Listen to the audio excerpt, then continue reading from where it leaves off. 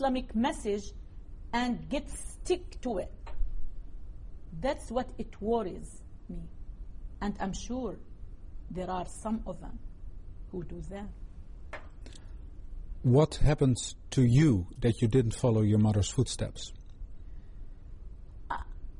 I have had very unique circumstances, and when people ask me why we don't hear more Muslim women like you express themselves in the same way, I believe you have to have special or unique character in order to be able to go against your own religion, against your own culture.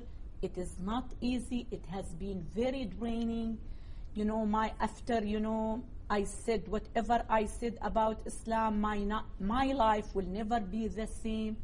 So I understand why Muslim women don't do it more often, because it's very draining. And as I said, you have to be equipped with special power, special strength to do that.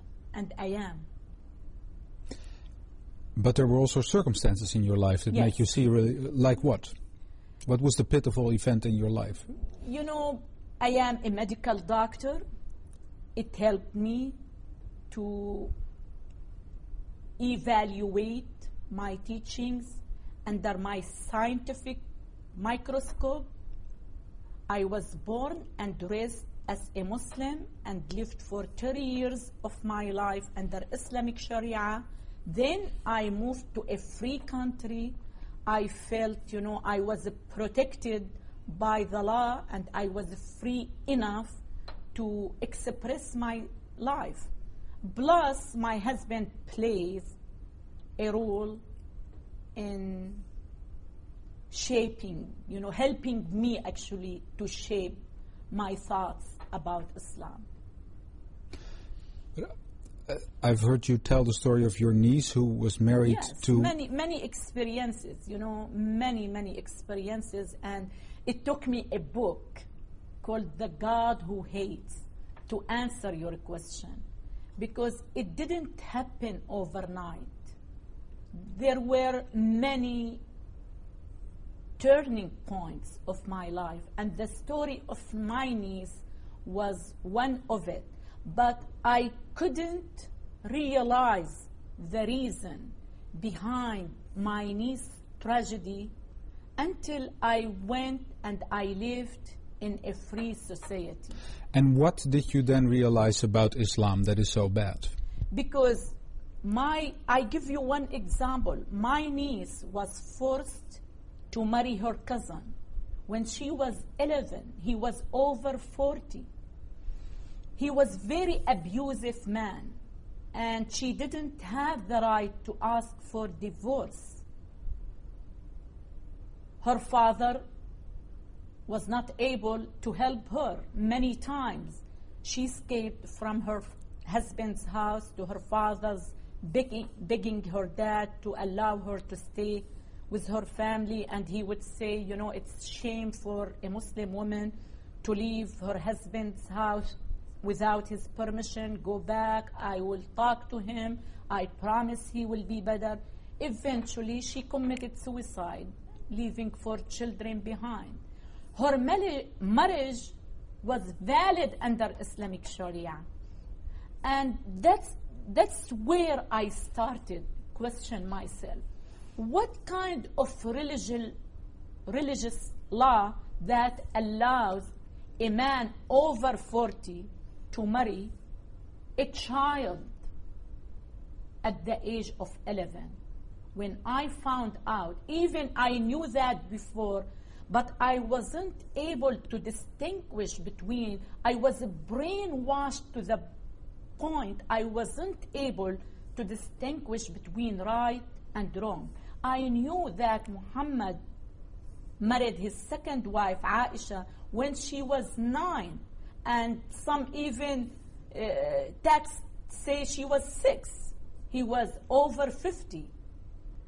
And I didn't realize when I was living under Islamic Sharia that that's not acceptable.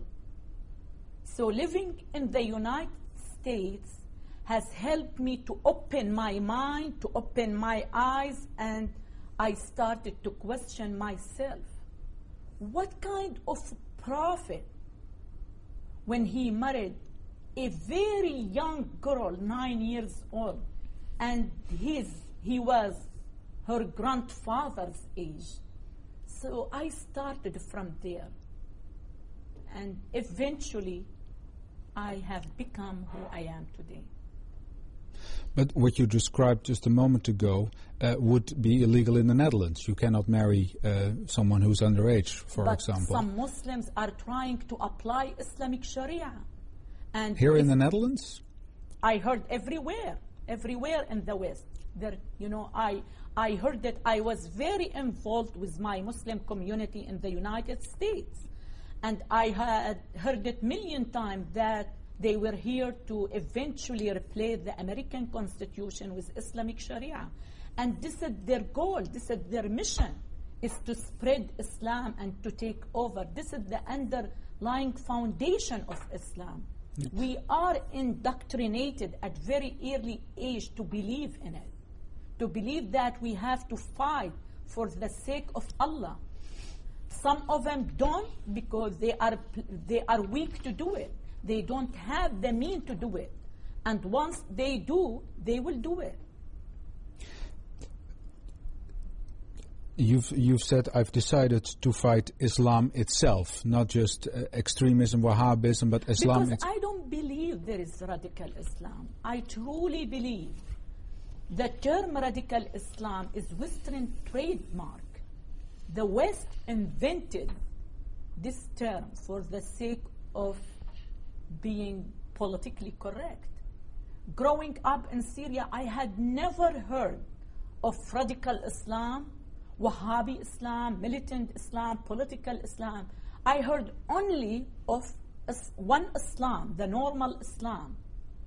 And you say all Islam is bad? No doubt about it. And in order for you to understand what I mean by that, you need to read the Quran.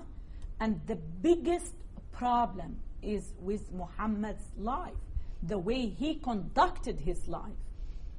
At the age of 8, 9, we were taught at school that Muhammad beheaded 800 Jewish men in one night. And proudly, we read in our books that he slept. They said he married, but he slept with a woman, a Jewish woman, whose her husband, her father, and her brother were killed at the same night. So what kind of message you're sending to your young children when you teach them this type of teachings? This question, I am doing what I am doing for the sake of Muslims. I am not against Muslims. I dream of a day that my country will become a free country like Holland. I don't want to see Holland or any other Western country to become a country like Syria, oppressive and oppressed country like Syria. This is my dream. I'm doing it for the sake of Muslims, especially Muslim women. They are suffering for 1400 years. They have never been challenged or forced to take a deep look into their teachings and to reform these teachings. We need to do it. You became a YouTube hit when you appeared on Al Jazeera in 2006. And you were saying, I think that was the key thing in that speech, that we are not, you were discussing Samuel Huntington's book, a clash of civilization. You saw another clash. What kind of clash did you see? Between civilization and backwardness. That's how I see it. That's how I see it, the way Islam treats women and treats non-Muslims.